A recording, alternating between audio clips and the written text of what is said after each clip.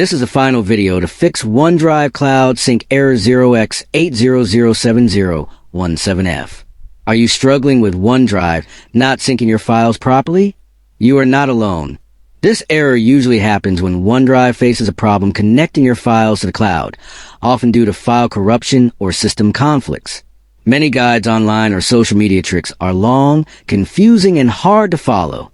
But today on Rexist, I will show you a simple trick that solves this problem fast and easily. With just a few clicks, you can get your OneDrive back to normal without stress. If you want a full step-by-step tutorial, comment below, and I will make it just for you. Don't waste time with complicated methods. This easy trick works every time and keeps your files safe. Follow Rexist for more fast and simple tech fixes that actually work.